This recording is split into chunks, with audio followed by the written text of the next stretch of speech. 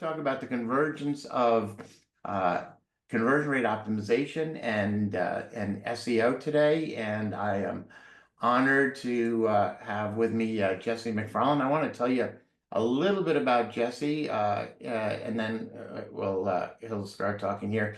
Jesse runs and owns Spearpoint Marketing.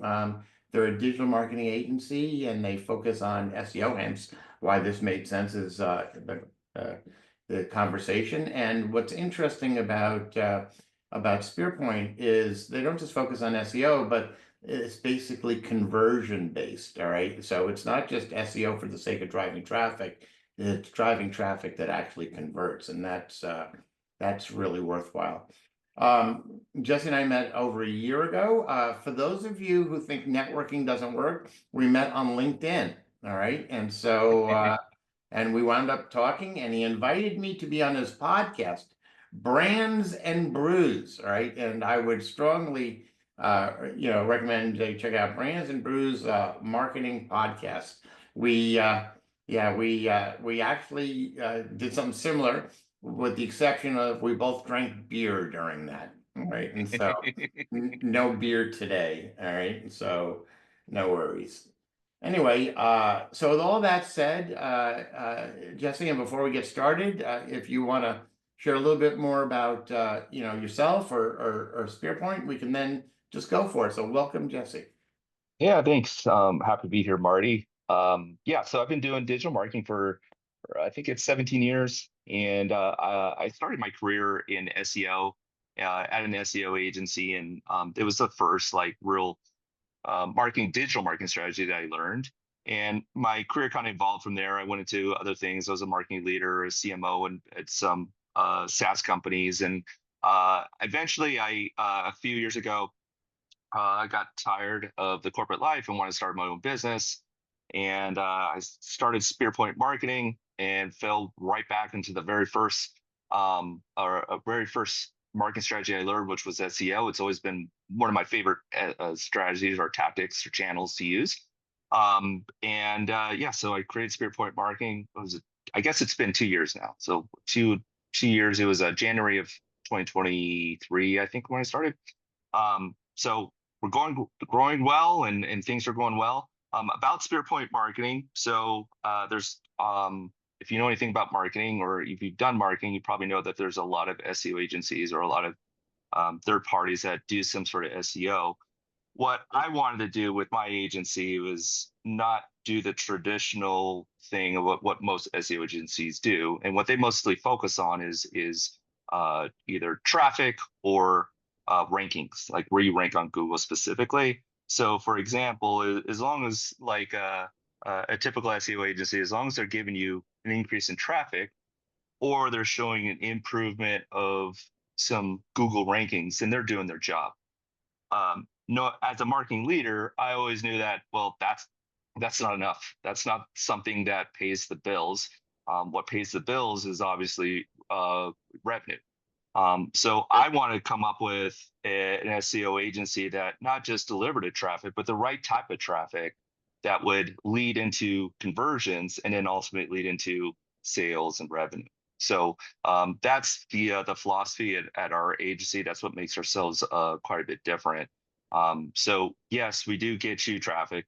Yes, we do get you an increase in rankings, but our main performance or key performance indicator for all our clients is conversions.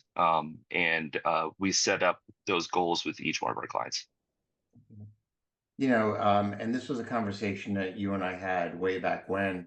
I mean, anybody can drive traffic. Just spam your pages with get a free iPad, free whatever. You'll get lots of traffic. Whether it's relevant or not is a whole different discussion, right? And so, so for those of you who have joined us, the reason we brought Jesse on board is, as you know, SiteTuners is all about conversion rate optimization, and in our ecosystem, finding people who are concerned about conversion up front makes our life a little bit easier when we start to do A/B testing or some of the other services that that we offer. And so that was the genesis of today's discussion. Excuse me. So there may be some coughing. I may mute myself from time to time. I am just getting over the flu. Yay me. So this too shall pass. Having said that, excuse me. Yeah, so luckily I have a mute button. So having said that, Jesse, let's dive right in. All right. I'll give you my point on why there's a convergence, and I want you to feel completely free to tell everybody here why I'm wrong or a moron. Okay. Good. And or if you agree, that's fine too. Probably not as much fun. All right, but it's entirely up to you. All right. Got it. I believe that there's a convergence because everything from I'll say from at least a Google standpoint, is about engagement. Okay.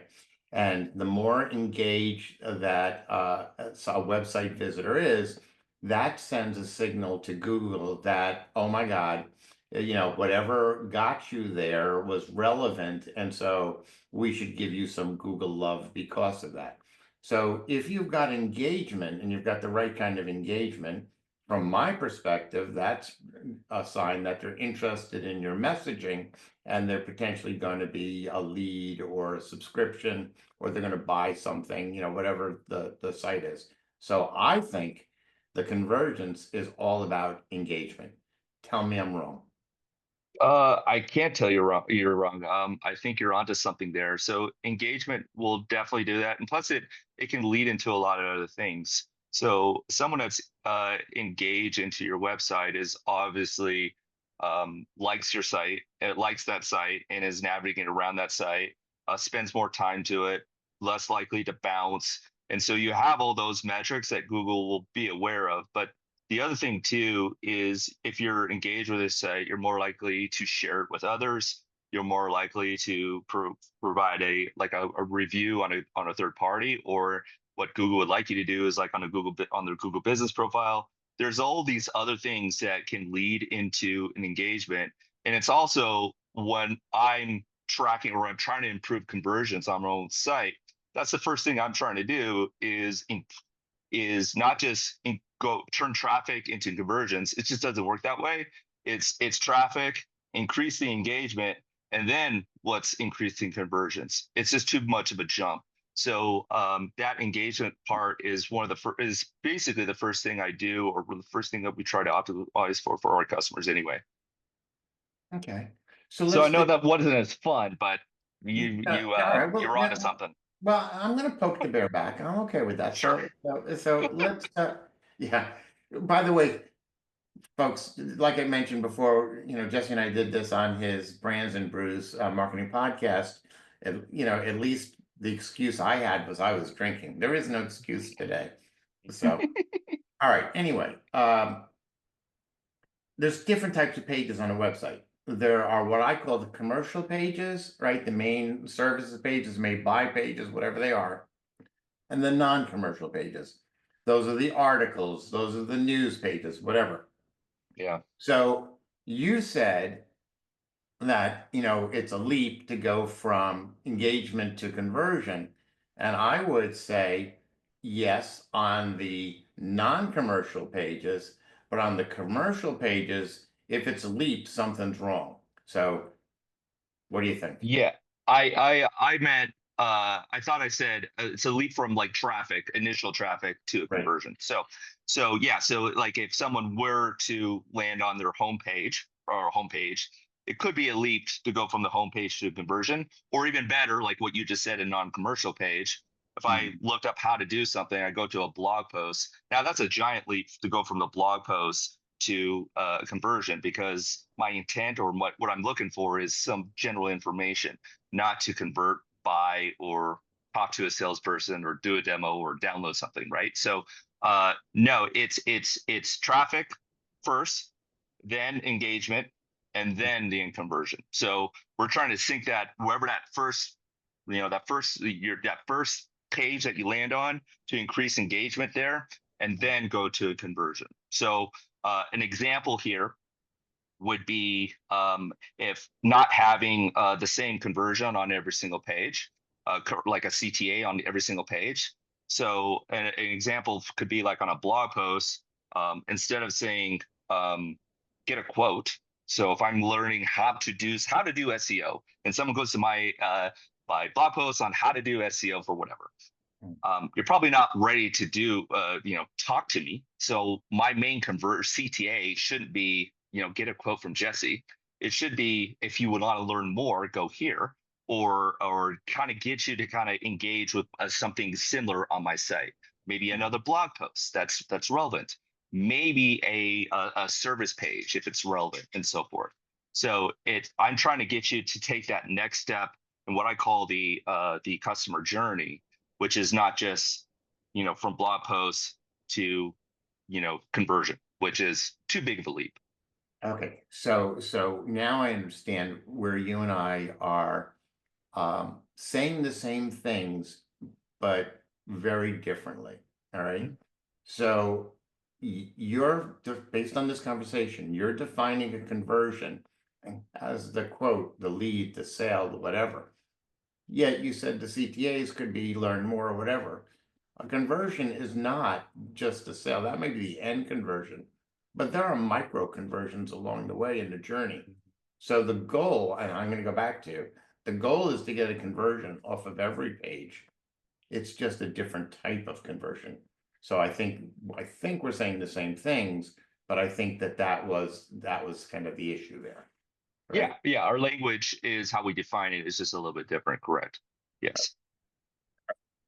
So with that in mind, all right, let's go back to, are blogs and articles even worth doing anymore? I've heard from other people that they're dead, with AI. No, I'm just telling you what I've heard, and with AI and generative search and all the rest, it's not worth doing anymore. So what do you think? I love it when people are saying that. It just makes it just leaves me more room to eat. No, blogging is still very, very relevant. Now, is it on a decline? I'd be willing to say possibly, because there's just other ways to get information. Especially like so maybe what I could do here is go back to that commercial and non-commercial. What you call it. I call it by based on an intent. So informational intent is like blog posts where people are just looking for information. People that are looking for more information don't necessarily need to get it from a search engine, or if they do get it from a search engine, they can get it from the AI overview from the top without making a click. And so those type of things are going to harm SEO because it's harming traffic to websites. You can also get information from AI apps. Like people are using ChatGPT now, like they would use a search engine. They can ask it something, how to do something, and then ChatGPT will just tell you how to do it. And the same from like YouTube and so forth. So a lot of that, there is some truth to that. However, there's still plenty of traffic that we're getting from blog posts. Every single one of my customers, their number one traffic source is typically a blog post that we just hit the right topic on at the right time. Another cool thing about SEO when it comes to like sharing content that's shareable, again, that's increasing engagement. So that's typically blog content. So if I create a very interesting or engaging blog post, that's much more likely to be shared on like social media or shared on from other third-party websites. Those are all like backlinks or trust profiles that are a major impact, not just for that page of the website that were the blog post, but for the entire domain that it's associated with. So on a backlink point of view, blog posts are extremely important. And then the other thing too is if you're a talented SEO person like myself, you have I love me. Who do you love? Yeah. I love myself.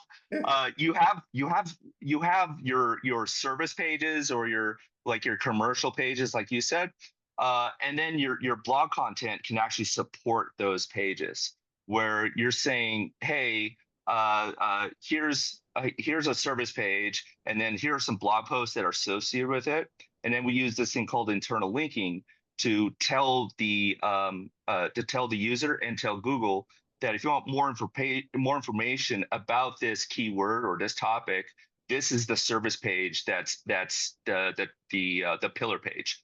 All that is very, very important for SEO. So creating more and more blog content will actually support your service pages if you do the internal linking correctly. So there's a lot of arguments of why blogging is still relevant, but the one thing that seems to be true is that there's less people probably going to blog posts, and that could be on the decline. And I don't have an argument against that, just because you could get content answers to anything and it pretty much everywhere now. So along those answers everywhere, right? And you did mention this, you do a search and up comes the AI overview, all right? Or they're actually using, Perplexity or ChatGPT or whatever, right? To get their answers. What influence does FAQs on pages have? Because I've noticed just my impression, pages that have FAQs on them tend to rank in those. I don't know if it's affecting the true SERPs themselves, but it is absolutely affecting the AI overviews and the AI results. Can you comment on that or? Yeah, and it's really it doesn't just have to be an FAQ. Mhm. It's basically if you're asking or if you're doing a search on how to do something, Mhm. and that phrase is somewhere on a page, then you're more likely to for AI overview or ChatGPT or others to use that information that you created as a source. So yes, it could be an FAQ, because if you did, 10 or 20 FAQs on a page, you're probably covering a lot of how to do certain things. But all really like Google cares or an AI cares is like if that phrase is a match somewhere on a specific page. So the one thing, yes, you could say FAQs, but you could also just say a page with a lot of content that says how to do a lot of different things will also cover that. It doesn't necessarily have to be FAQs. So I've had people argue with me that the length of a page, it's like how long is a piece of string almost, but the length of a page, has to be 1,500 words, has to be 3,000 words. You know, everyone's got an opinion, all right, and it's driving me nuts, all right. And so, let's get to facts versus myth. What's reality here? I love this conversation because I've had to do circles on this one quite a bit. I got to a point where I thought at some point last year that because there was so much content generated from AI tools, that length was going to be less important. It should be more about how engaging your content is. And so a 5,000 word blog post, I mean, how engaging is that really? Nobody's going to read 5,000 words. They're going to navigate through that and maybe navigate halfway through it and leave. It's just too much consuming. But if you have like shorter blog posts that are very specific, then it should be more engaging. That was my argument last year, and I tried to pitch that argument to a lot of SEO people. I did some podcasts and debates about this very topic, and I think I've lost that battle every time. Where I still see the statistics that length matters when it comes to generating traffic, and I think it's just because still you're covering so many different ways to say a term or a Mhm. keyword or how to do something, that a page that has length is still going to cover just a lot more variance, whereas a shorter page is going to cover less variance. So I don't know, man. Like I wish I could say that I was right, but I'm still cranking out long, 1,500 words would be on the shorter end, unfortunately. Most of the blog posts that we're creating now are around at least 2,500 words for our clients. Okay. Um, just so we're covering a variety of different things. But what we're trying to do in our blog posts is just making them just digestible in different sections so people can navigate. There might be one section on a 2,500 word page that a user is interested in. And as long as we can get them to that section, then we're doing our job. So I think that's really the answer.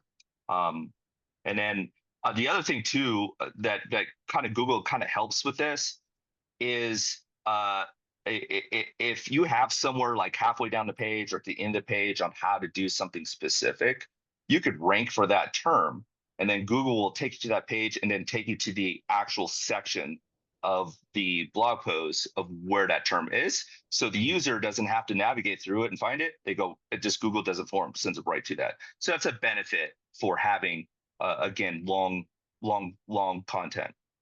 So yeah. Okay. Well, that begs the question now, Jesse. If we go back to you've talked about services page versus blog pages, right? So Yeah. I can't imagine a service page with 2,500 words on it. All right. Yeah. So how do you get a service page, to rank? I'll just leave it. How do you get a service page to rank? Yeah, it's it all starts with keyword research. So it's about knowing exactly what your ideal customer profile is, who they are, and what they're interested and what their pains and so forth, and then creating keywords and content based on those keywords. And then we rank them by intent. You rank them, you might call it commercial versus non-commercial, but we rank them by, either high intent or informational intent, right? And so I'll just use SEO. So if it's SEO agencies in Denver, that's more of an informational intent, because most people are going to look for SEO agencies in Denver, or going to want to see, like, I want a list of SEO agencies in Denver. I want to see which one are the best ones. That's it. They're looking for information for an answer. If they're looking for SEO or SEO agency near me, now that's something more specific. Okay, that specific term can be more associated to an actual service page or commercial page, what you would say. So yeah, so it's just really finding those exact terms that are more high intent that we're really trying to get to that service page. Now, to rank, long content is probably not going to be helpful there, but there's other things to do, right? So we have the internal linking, which I mentioned before, that impacts it. You can get backlinks from other websites. It impacts your services. There's just a lot of different things. Not all mention the on-site optimization and all that other things, but there's just a lot of different SEO things that you can do. It's not just how long content is. Okay. So if we go back to rankings versus you feel like I'm putting you on the spot here, buddy? I'm not trying to. No? No, no. Okay. I love this. I get more serious when I'm in my zone. Oh, okay. Because I felt like you were looking at me like, oh, where's he going now? Right. And so, okay. So, so I'm going to go back to the other thing I keep hearing. I touched on it briefly, with, and you've mentioned, the number of people going to the blog pages is down. SEO results are down, across the board because they're finding other ways to find their answers, in the AI and so on. So my question to you is, at what point does it make sense to stop optimizing for SERPs and optimize more for AI? Or maybe that's a silly question. I don't know. Do you have an opinion? The cool thing is that I think Google came up with such a high level search algorithm that everyone else is copying the same type of, not the very specific stuff, but kind of the same general rules. Is there expertise? How long? What's your experience like? Do you have authority and trust? And really, if you rank really well on Google, so if you're like on the first page or you're in a top 3 or 4 search results, then you're most likely going to be found on your AI tools, your other tools that could be associated with it, because it's using the general same type of algorithm. Mm. So the techniques, if you learn how to do SEO, then you have the fundamentals, not just rank on search engines, but to rank on AI tools. To if you get into like YouTube or even TikTok or other channels, then if you learn basic SEO, the same rules can apply there as well on getting more organic traffic. So in my world, and this is in my own opinion, I don't mean to jump ahead, but in my opinion and how I want to eventually shift my agency is not be an SEO agency, but be more of a search uh, agency. So instead of SEO, my goal at some point is to drop the E and just do search optimization. So search optimization just means we're not just doing search engines here, because there's other ways to search organically for stuff, right? Like AI tools, social media, video, etc. So, I had everything we've talked about so far. I've had these conversations with people, and you're kind of preaching to the choir. I'm already there, and then you threw this monkey wrench into the conversation with something Good. that I've never heard somebody say, and I got to go. Okay, you need to explain that. How does learning SEO help me with TikTok and YouTube? It just helps you with getting found organically. So for example, I'm just going to use YouTube because I'm more familiar with it myself. If I want to, if I create a video on YouTube and I want to get more people to find my video without paying Google, I just want to get people to find it organically, then I know that, okay, just like I would for a website, let's do some keyword research. Let's look up some terms that people are looking for. And then let's apply those terms. Like if it was a website, I would say we would call it metadata, which is the title and description of a page. Guess what? YouTube for every video has a title and a description that you can put the keyword in there. And so when people are searching for it, it's the same, just the metadata alone. If you know how to do metadata on a website, then you know how to do a majority of SEO for your YouTube videos to at least increase organic traffic. And as long as you know how to do keyword research as well. So the other thing too, as well, is if you want YouTube to help, be an actual traffic source, well, think of a creative way to incorporate your URL, and as long as that URL is associated with the right type of content on your website, not just a homepage or a contact page, Mm-hmm. but it's relevant. Now you're impacting your website as well when it comes to like a more relevant link. So there's all those different things that you can do. But if you're just trying to get more views on a YouTube video, Mm-hmm. it's optimizing the title and description based on your keyword research. Okay. All right. So I'm gonna shift gears here because we're being asked questions, and so so let me read off a couple questions. Okay. Uh, what's your recommendations using CTAs on blog posts, positions, volume, messaging, etc. Right. So you have any comment? You want me to read that again? Yeah, sorry, my dog busted through my door. Yeah, say it one more time. I had dog interference. No worries. Dog, or okay, yeah. Called on dog interference. Great. Yeah. All right. What's your recommendation on using CTAs on blog posts? Positions, volumes, messaging, etc. Right? Yeah. So I'll answer this, and then I'll say what something I learned from you on our last podcast together. First, it's like having a CTA that goes to something relevant, right? So for me, you would call it like a sub. I think you said a sub conversion, I think is what you called Micro it. conversion. Micro conversion. Okay.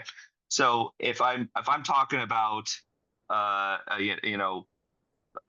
to do something very specific, and then I have another page on my website that's relevant to that, then I want them. My goal would be engagement.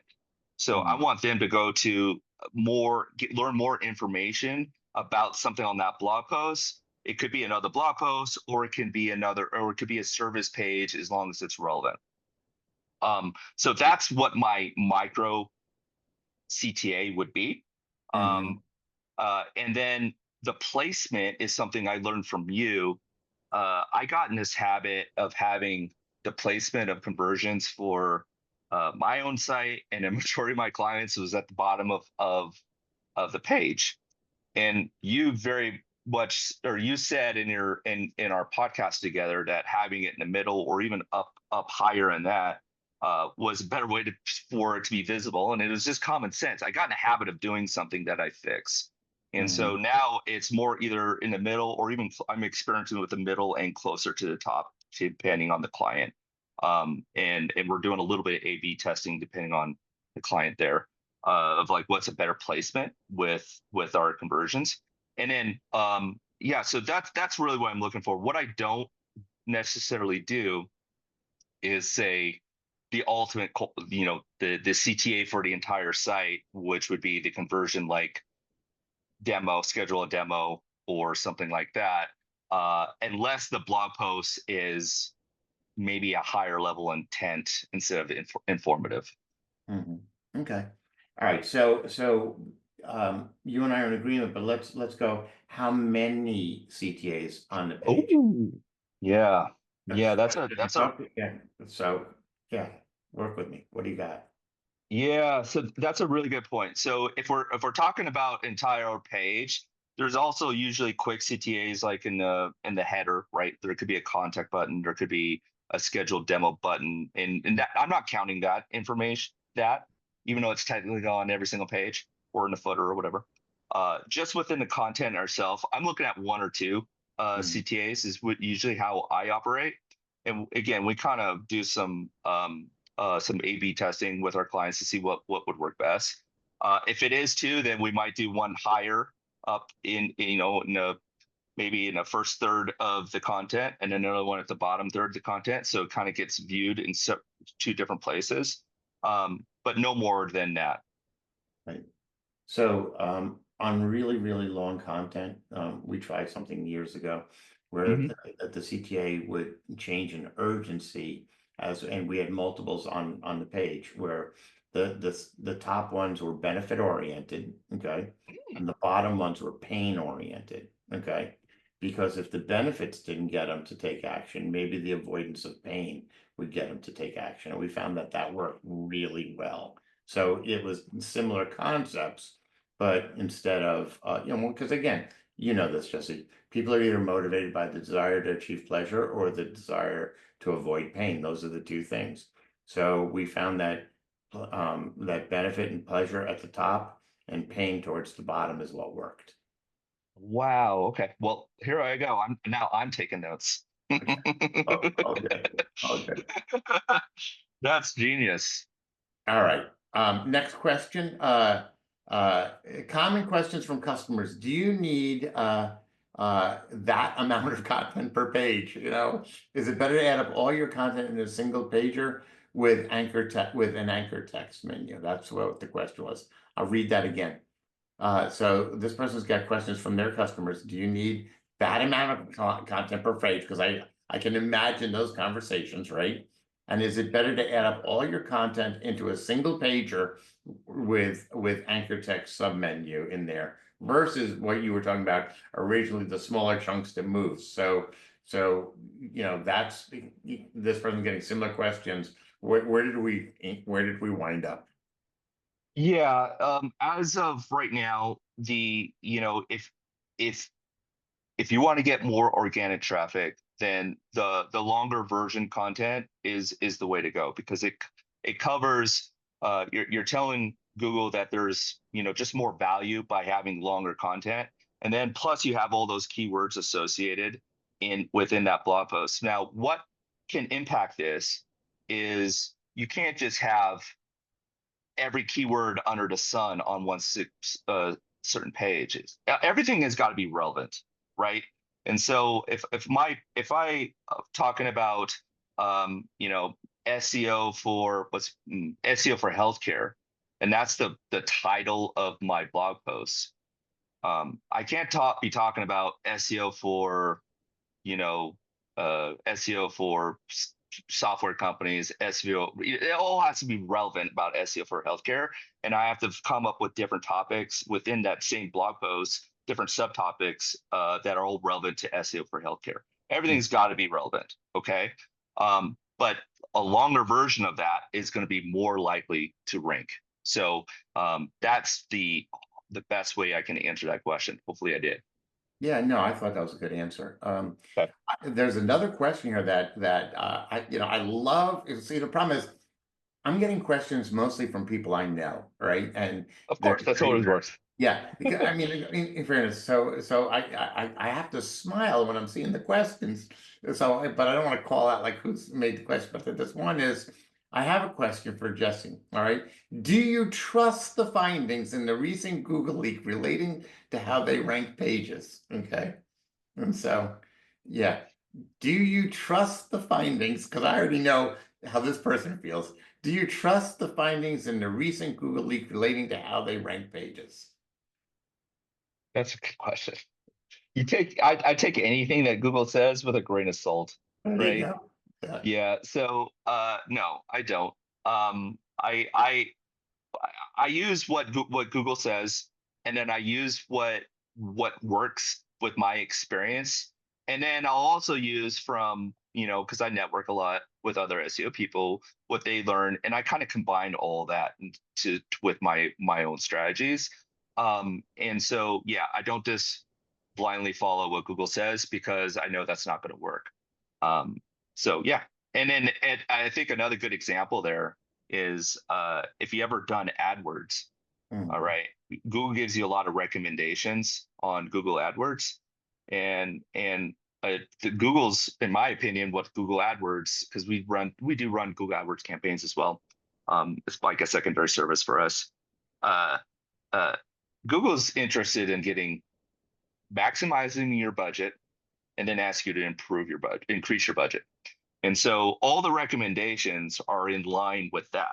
So Google's giving you recommendations, but it's to their benefit, not necessarily your benefit when it's advertising. I think it's somewhere in the lines of probably something similar with search. Right, right. Yeah, I would not disagree with you in any way, shape, or form. So yeah. Um, Although I will tell you, if I go back to tools just for a second, um, and I say go back to tools, we haven't talked about tools, but I did want to get there. Google Optimize, which was free, was a great tool, right? And when Google Optimize came out, they really hurt, a lot of the tool vendors, right? And then it went away. This reminds me of when Google Analytics first came out. There used to be all these analytics platforms out there, and they dried up because Google Analytics competed with them, right? And so, Right. you know, uh, so they have their own agenda and as long as you understand, and I don't have a problem with their having an agenda as long Mhm. as you understand where they're coming from. That's not unreasonable, right? At least Right. all right. Tools. I was hoping we'd get to tools. And we're talking SEO, so people might want to talk about SEM Rush or Ahrefs or or uh, there's tons of tools, but let's talk about AI tools for SEO. Okay, I'm Right. starting to see all sorts of people claiming all sorts of things, right? Um, Yeah. and I know I sprung that we didn't talk about it in advance, and I know I sprung it on you. All right, so if you want to take a moment, but AI tools for SEO, what do you think? Uh, yeah. I think there's a misconception of what AI tools do. Um, at least I could speak for generally for SEO because that's how I use them. Now I use AI SEO tools, but I feel like it's because I know how to use them well. Mhm. Where I think most people get in trouble is that they see it's advertised as an AI SEO tool or an all-in-one AI SEO tool, Mhm. giving you the impression, giving the customer or the potential user an impression that this is going to solve all your problems for SEO. That never happens, right? It's just a sharper pencil. It's just a tool. If you are if you're an SEO person and you know how SEO works, then you can use an AI tool to help you do things faster, or help do things maybe with different with research, and maybe get higher quality like content or higher quality keyword research. That's how I use them. But to rely on it to do SEO for you, good luck. And I'm constantly, I would say probably the last, I don't know, 5 or 6 customers that we've gotten, the SEO that they had on their website was all created automatically from an AI tool, and it's all Mm-hmm. garbage. It's all garbage. So we had to completely redo every single page, and because it's just using very simple algorithm data to fill in the gaps, and it's not a well thought, not even a basic SEO person, but a basic SEO person that's been doing SEO for a couple months would do a better job. So now that could change in the future, but as of right now, it seems like it's got a long ways to go. So we get asked, does using AI generated content hurt you or help you according to Google? All right. And this goes back to, at least in my mind, take with a grain of salt what the answer is, from Yeah. Google. What's your thought? So Google would say no, but I think it's more of like, how do you use it? And so if you're relying on an AI SEO tool to just crank out quantity content, that's not Mhm. going to help you at all. If you're using an AI SEO tool or a content tool to create quality content, Mhm. and then take that content and add some human input in it, like what's what we do at our agency, now you have some content that's content that AI can generate it, and then you have its human impact in it. Now you can have some really high quality content, and that's what matters most for ranking well on search engines or in search, is having high quality content.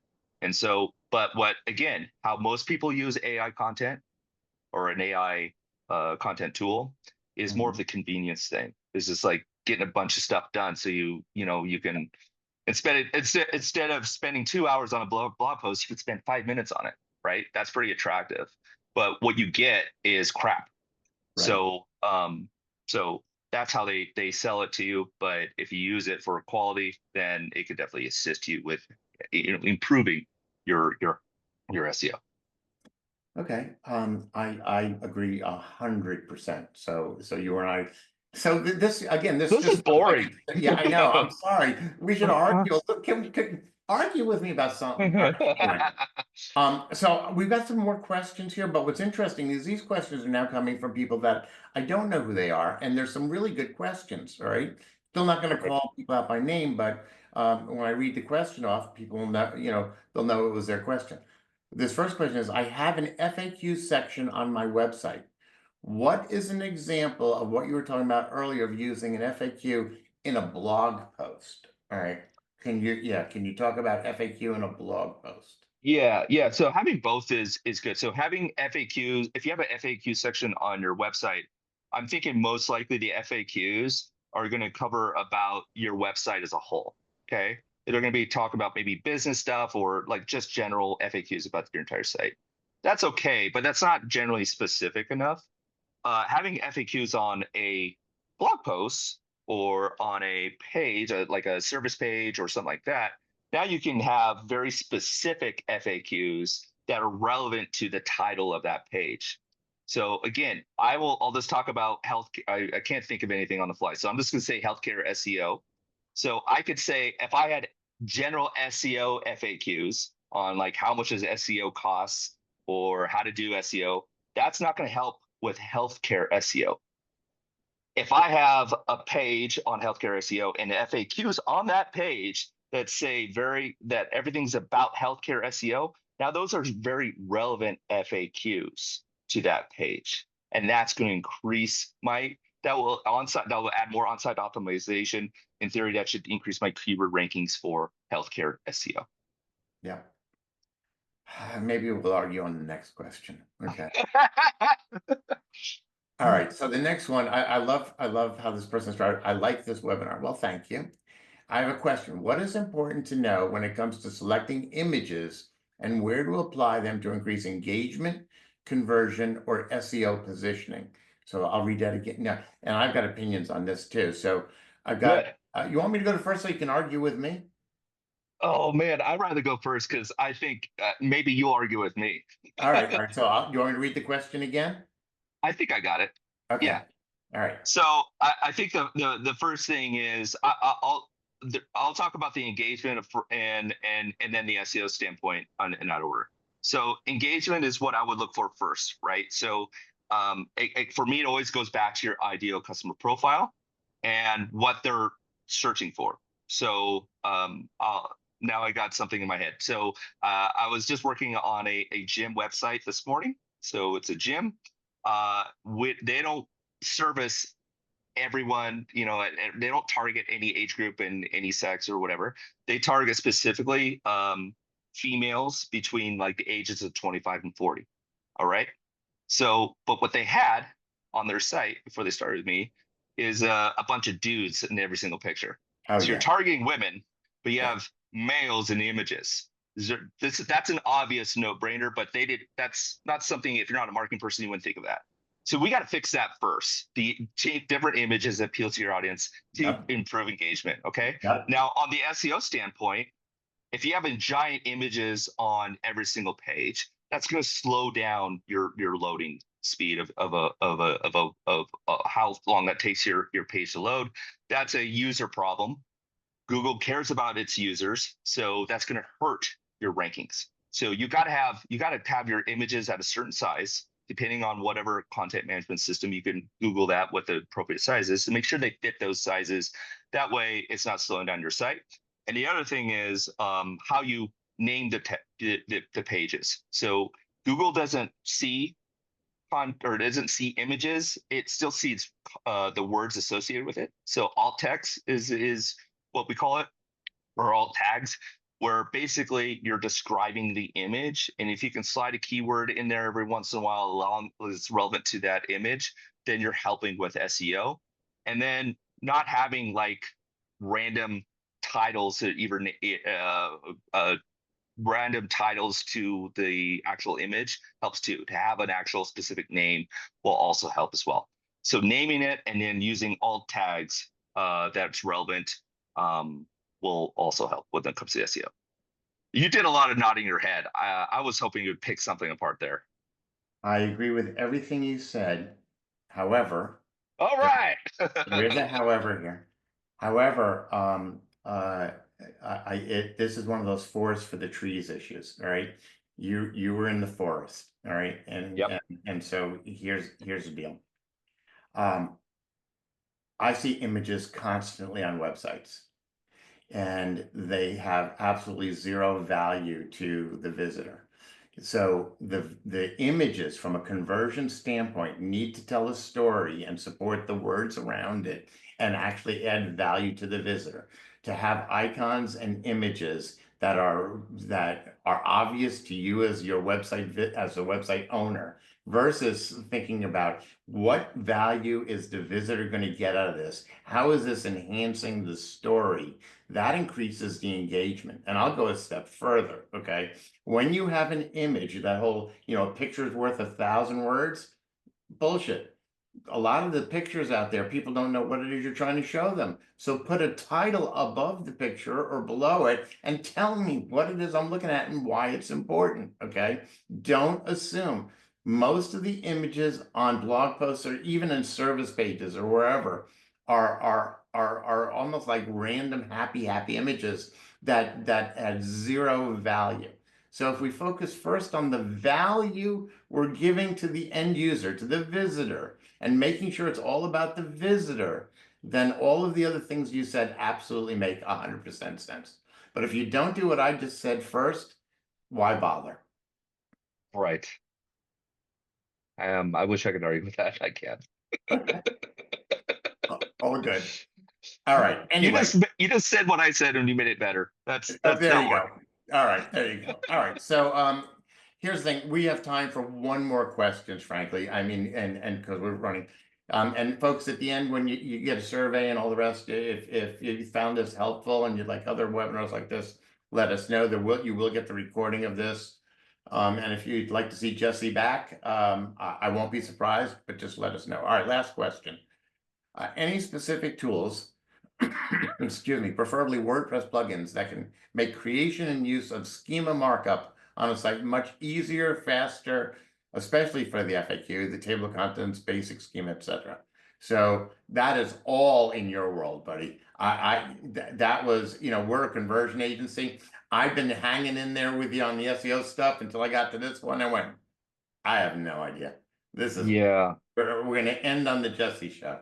Okay. Yeah, that's a tough question. So it all depends on what content management system or what CMS you're using. So He's if you're asking using preferably WordPress in this if person. he's asking for WordPress, okay, Yeah. great. So if you're using WordPress, then there's SEO Yoast, which is a majority. I think they have a big chunk of the marketplace when it comes to like an SEO plugin.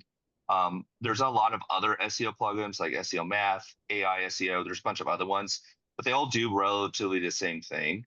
And the cool thing about a plugin is it will automatically do that for you. Now, if you want to do very specific things to pages, like if you want to do like reviews or local, you can actually, instead of entering the code, you can go to the plugin on like SEO Yoast or whatever, and then you could go to the structured data section, and then you can choose which structured data you want to use. And then it's basically just entering some basic information, or it's a click, depending on it. So that's what I would recommend, is just using the plugin there, and then, going through that. So again, it will automate it for you. Or if you have a very specific tactic that you're trying to use, you can use different type of structured data snippets. But it's a laundry list there, and it's way better than entering your own code. So very technical question on Marty's podcast. And thank you. And very I'm glad impressed. you were here. Yeah, no. All right. So here's what I'm gonna say. So we're gonna send out the recording. There'll be a follow-up email.